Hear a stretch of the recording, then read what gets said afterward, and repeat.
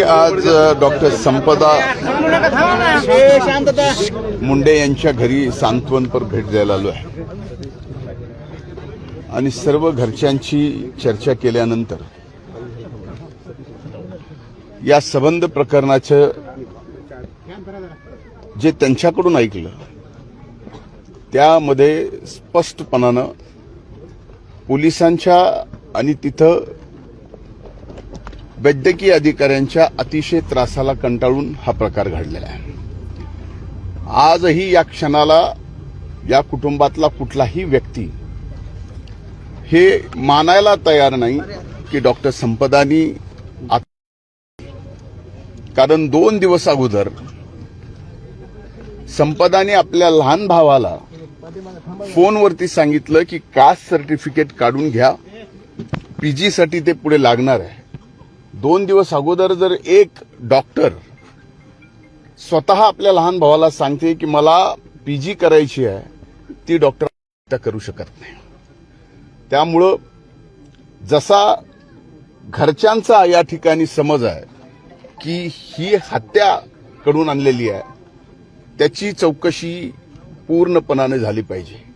मी या अगोदरही या घटनेच्या बाबतीमध्ये स्पष्टपणानं माननीय मुख्यमंत्र्यांना सांगितलं की या ठिकाणी एसआयटी नेमावी, त्या एसआयटी मध्ये सिनियर मोस्ट आयपीएस अधिकारी महिला द्याव्यात आणि त्यांच्या मार्फतच त्या जिल्ह्यातला कुठलाही अधिकारी त्या तपासामध्ये न ठेवता त्या ठिकाणी हा तपास होणं आवश्यक आहे। कारण हे प्रकरण फार वेगळं आहे। या प्रकरणामध्ये एकीकडे ती वैद्यकीय अधिकारी डॉक्टर संपदा चुकीचे सर्टिफिकेट देत नाही म्हणून पोलीस त्यांच्यावरती अत्याचार करत होते। त्याच्या तक्रारी त्यांनी सीएस पासून अनेक जणांकडे केल्या की अशा वेगवेगळ्या दबाव माझ्यावर येतोय। एवढंच नाही तर शेवटी त्यांच्या जबाबामध्ये ती बीड जिल्ह्याची आहे अशा प्रकारची हिनवण्या सुद्धा झाल्या। ती एका ठराविक समूह जातीची आहे अशा प्रकारे सुद्धा त्या ठिकाणी हिनवण्या तिच्या होत होत्या आणि ह्या सगळ्या गोष्टीला कंटाळून ह्या आत्महत्या केली आहे का या ठिकाणी हत्या झाली हा भाग पोलिसाच्या तपासामधला आहे। म्हणजे एक गोष्ट निश्चित आहे की ज्या 4-5 पुढाऱ्यांनी काही महिन्यापूर्वी या बीड जिल्ह्याला बदनाम केलं, त्यावेळेस बीड जिल्ह्यातला प्रत्येक जात, प्रत्येक जमात, सर्व 18 पगड जाती बदनाम होत होत्या। याच्यातले कुणी ना कुणी बाहेर शिकायला होतं, कुणी ना कुणी नोकरी करत होतं। त्यांचा विचार बीड जिल्हा बदनाम करताना कुणी केला नाही आणि आज तेच प्रकार त्याला हेही कुठंतरी कारणीभूत आहेत, नाही तर हिनवणी झाल्या नसत्या। आज हे समोर आलंय, हे आज समोर आलंय। न समोर येणारे आणि गुपचूपपणानं गाव सोडून कोसो किलोमीटरवर आपले पोट भरणारे लोक किती हिनवण्या सहन करत असतील याचा आज त्यांनी विचार करायला पाहिजे। एवढंच नाही, याबाबत मला पोलिसांना, प्रशासनाला एक प्रश्न विचारायचा आहे की कुठल्या अधिकारात आपण ज्या वेळेस डॉक्टर संपदा किंवा तिचा त्यावेळेस पोलिसांनी घरच्या कुठल्याही लोकांना न येऊ देता तिथून बॉडी हलवली कशी पीएमसाठी।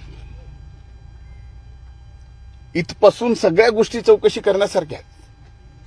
आता हाताच्या बघितलं आपण, त्यांच्या बहिणीचं म्हणणं ते हस्ताक्षर त्यांचं नाहीच आहे। एक बहीण आपल्या बहिणीचं हस्ताक्षर अतिशय व्यवस्थितपणाने ओळखू शकते। त्या हस्ताक्षराची ऑटोप्सी करण्यासाठी साताऱ्याला गेले तर साताऱ्याला सुद्धा अनेक तास त्यांना तिथं थांबून ठेवलं। या ठिकाणी माझी आणखीन एक मागणी आहे की या दरम्यान तिथं जे पोलीस अधिकारी काम करत होते त्यांची पूर्ण चौकशी झाली पाहिजे आणि आत्ता सुद्धा जे काम करतायत या तपासामध्ये त्यांची सुद्धा चौकशी झाली पाहिजे, त्यांचे सीडीआर काढले पाहिजेत इथं तर सरळ सरळ खासदाराच्या 2 पीएचा संबंध जोडला गेलाय. आता तरी बीड जिल्ह्याचे हे तुम्ही माध्यम आपल्या या भगिनीला न्याय देणार आहात का? का पुन्हा हा माध्यम या बीड जिल्ह्याची बदनामी करणार, पुन्हा भगिनीची आमच्याची इब्रत काढणार, कुणीतरी तोंड बांधून देणार आणि आमच्या भगिनीवर वाटेल ते आरोप करणार? आपण लोकशाहीचे 4 स्तंभ आहोत. थोडा तरी जनाचा नाही मनाचा विचार आपण केला पाहिजे. माझे हात जोडून विनंती आहे की आम्ही एकटे डॉक्टर संपदाला या ठिकाणी पूर्णपणाने न्याय देऊ शकत नाही. याला तुमची सुद्धा गरज आहे. आता बघितलं एक इथं जिवंत उदाहरण आहे. गरकळ म्हणून एक मुकदमा आहे. त्या मुकदमाचे 9-10 ट्रॅक्टर तिथल्या खासदारांच्या कारखान्यावर आहेत. आता 9-10 ट्रॅक्टर कारखान्यावर आहेत. काही बाकी राहिली असेल म्हणून त्यांना आणि मरोस्तोर मारल्यानंतर त्यांना आता ऍडमिट करून घ्यावा लागणार ही परिस्थिती डॉक्टर संपदाच्या समोर आली. त्यावेळेस संपदावर सुद्धा ज्यांचा कारखाना आहे, जे खासदार आहेत, त्यांच्या पीएनी दबाव टाकला की यांचा बीपी नॉर्मल आहे, हे नॉर्मल आहेत, यांना परत पाठवून द्या, म्हणजे यांना हॉस्पिटलमधून सुट्टी द्या.